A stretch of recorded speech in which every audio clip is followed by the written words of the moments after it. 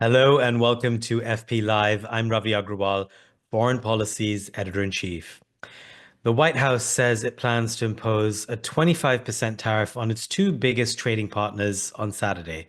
Of course, Canada and Mexico can avoid this fate, but only if they convince President Trump they've done enough to halt flows of undocumented immigrants and fentanyl, the deadly opioid.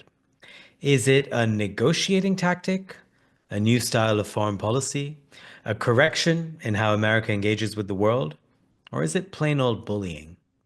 If this is your first time joining us, welcome. We will take some questions from subscribers this hour. If you're not one yet, you can sign up using the code FPLive for a hefty discount. You can also listen to our free podcast, FP Live, wherever you get your audio. So, what tariffs will Trump actually enact? What impact will they have on the domestic economy and also on global trade? My guest today is Brad Setzer, a senior fellow at the Council on Foreign Relations. He was previously a senior advisor to the US Trade Representative, so he has had a front row seat view to how the sausage gets made when it comes to trade and tariffs. Brad, welcome to the show. Thanks for the invitation. So there is a lot of confusion around tariffs. Let's just start with a very basic definition. What is a tariff? I mean, a tariff is a tax on imported goods. It's a tax the importer has to pay if they want the goods released from the port of entry. So it's a pretty straightforward tax, actually. And tariffs have many uses. It can protect domestic industry, it can raise revenue, it also provides leverage. None of this is actually new historically and globally. What makes Trump's use of tariffs so different from that of other American presidents? Well, I mean, I guess it depends if you're going back to President McKinley or not. Right. I'll limit the answer to what makes Trump different from relatively recent American presidents, those in the post-World War II era. Um, I think one, Trump is the first president of the modern era to basically, I mean, I think he literally says that he loves tariffs, that he prefers tariffs to other forms, other sources of leverage. So he calls himself the tariff man. So yes, tariffs have been used for protection. They haven't been used very much for revenue actually until recently. So if Trump carries that out, that would be a significant change. They've always been a source of negotiating leverage. But Trump takes all of those to a new level because he likes the tool. I think most presidents have viewed tariffs as a costly imposition on the U.S. economy that is best avoided, or tariffs as something that you want to negotiate down as part of a trade deal. Trump views tariffs as something that can be raised and that can be raised as a source of leverage, that can be raised potentially as a source of revenue.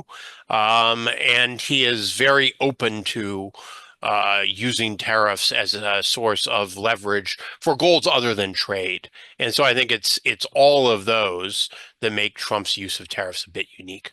Brad, you used the word costly there. Let's just talk about that a little bit because everything is a trade-off. And if tariffs generate revenue, they also do generate inflation. Just talk to us a little bit about that side of it. How inflationary are tariffs? Well, I'll push back on your premise that they generate inflation. I wouldn't call it inflation. They're a one-off change to the cost of living.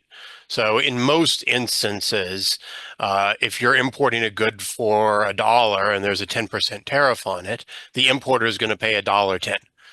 There's some cases where the exporter may lower the price a bit, but empirically that effect has been very small. And then the importer will either absorb the cost, increase costs, they'll send that 10 cents to the government. They'll either absorb that out of a lower profit margin or they'll raise prices to the consumer. Now, many people perceive that as inflation. But I think the standard definition of inflation emphasizes that inflation is an ongoing process of price increases. This is a one-off change.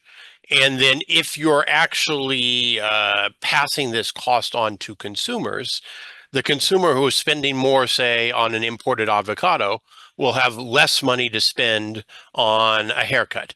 So you can see some reduction in demand for other goods throughout the economy. So if the tariffs are used as a revenue raiser in particular, and there aren't offsets through other budget expansionary policies. There's not a tax cut, there's not more spending. I don't actually think it's a sustained change in the price level. I think it's a one-off change.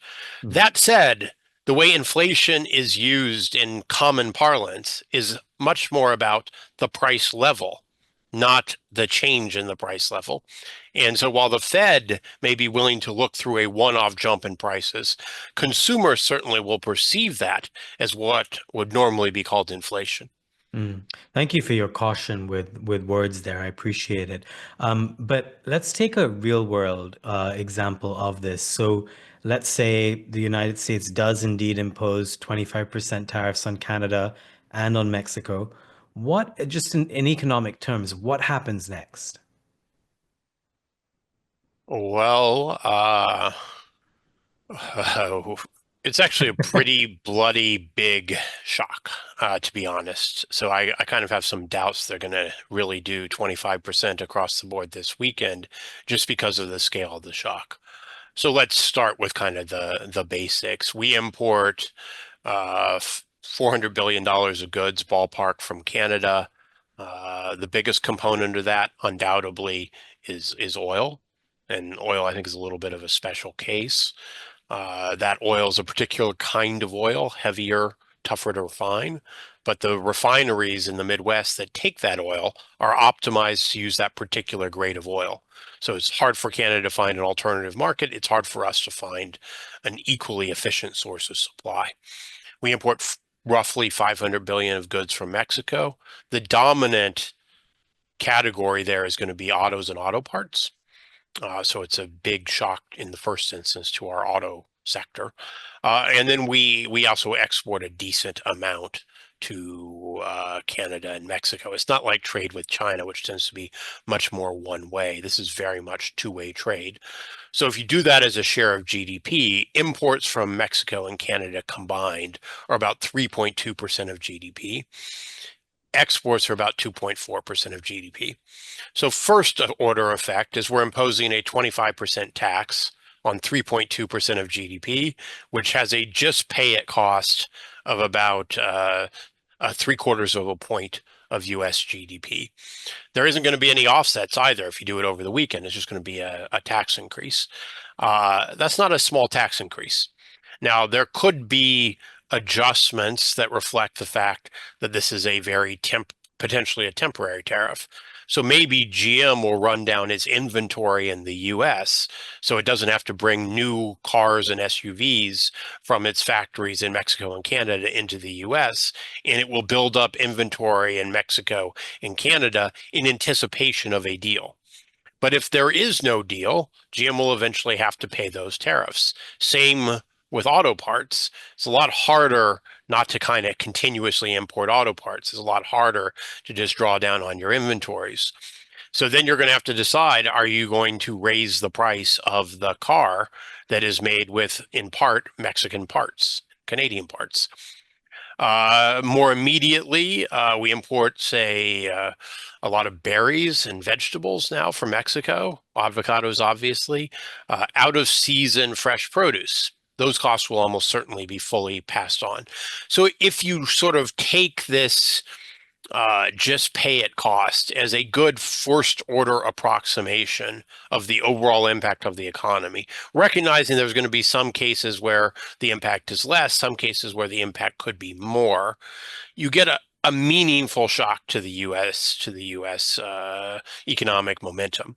Mm. If Canada and Mexico retaliate against it's over 2% of U.S. GDP in exports to their economies, and that's a complicated choice. We export some things that are pretty important for their ability to make goods. I mean, pretty hard for Canadian factories to operate without U.S. parts. On the other end, if we're tariffing parts coming in, they may feel obligated to tariff our parts going out. And so then we would typically see some adjustment down in our exports as well.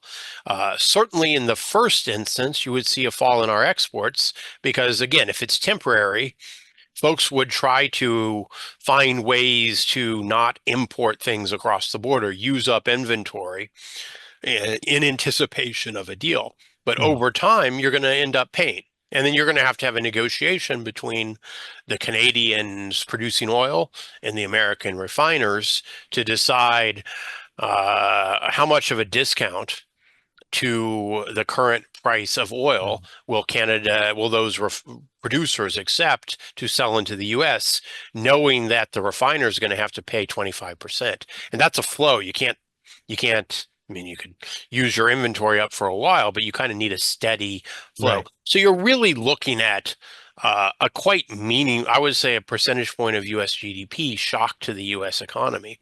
If you do 25% and that stays on for a while, we're very integrated with Mexico and Canada.